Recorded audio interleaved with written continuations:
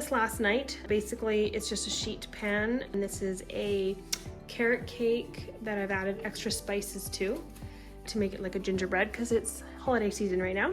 I let it cool completely, and you're just gonna break it up with your hands so that it's like a fine texture. I don't tend to use my mixer at all because it gets a bit too gooey. Now another way people do this is they'll take it right out of the oven when it's hot and just stick it into their mixer and mix it up without adding any frosting or buttercream or anything. And I have done that before because that does make it moist enough that it'll stop or it'll all clump together. But one sec. Evelyn, honey, please stop. Okay, sorry, my daughter's doing arts and crafts right next to us here. So yeah, so once it's like a nice fine mixture like this, I'll add, I'd say 2 to 3 tablespoons. I like to use cream cheese. I find it gives a nice flavor. If I'm using a chocolate cake, then I'll use like a Betty Crocker chocolate. So less is more. Always start with less, and then you can always go more from that. So I'll probably use this maybe just a little bit more. But once you add too much, you can't fix that. And I do use my hands, it's just a lot easier.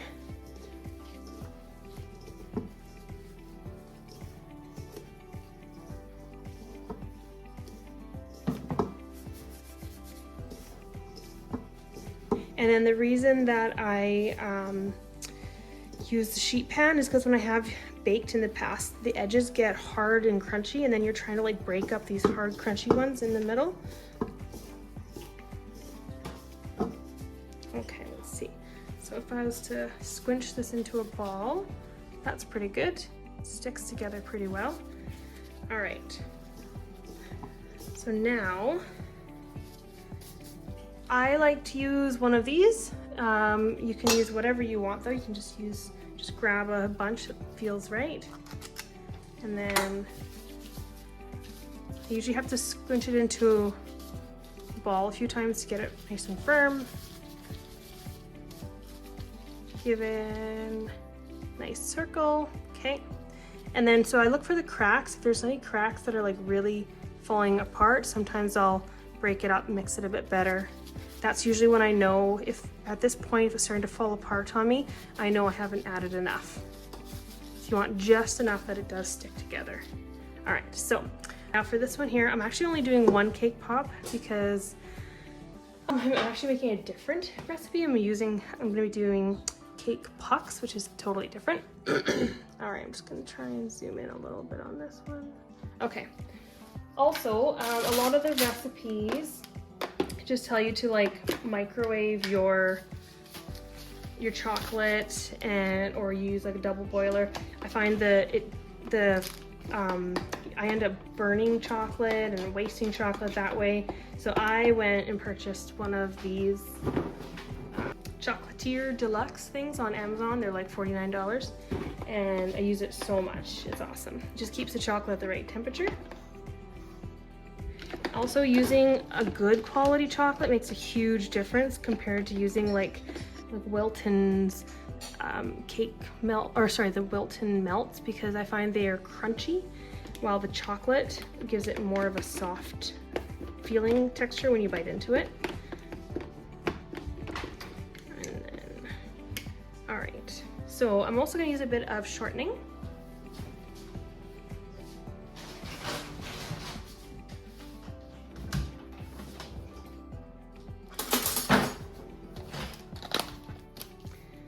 I don't always use shortening, but I want these to be a little bit of a softer bite.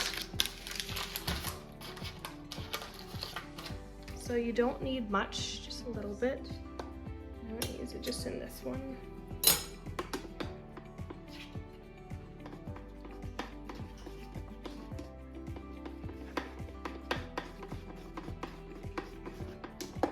Okay, so I'll mix that some more. It's just still heating up. Now for the cake pop part, you're gonna take your stick and dip it in your chocolate and then place it into your, let's see here, I kind of give it a bit of a twist and get it in there about there. Now, this is gonna go in the fridge for probably 20-30 minutes just to firm up a bit. Okay, so my cake pop has sat in the fridge for about half an hour and it's now firm. It's a little bit chilled. I've got my chocolate into a nice soft consistency.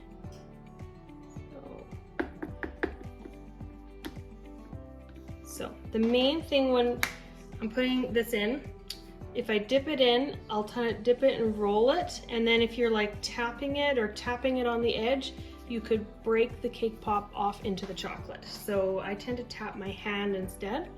So when I go in, I give it a bit of a roll and out, and I tap my hand.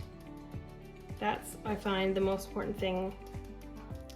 And if the cake pop is a little bit firm, that's actually, oh sorry, if it's cold, it helps the chocolate to set a bit. Now you don't want it frozen because then as it thaws, the chocolate will crack. So you kind of want it cold. And flip it over, give a bit of a, and then I'll kind of hold it up for a sec and see if it starts to drip here. This is where you'll sometimes get drips coming down. I'm kind of doing this long enough to help it set a bit.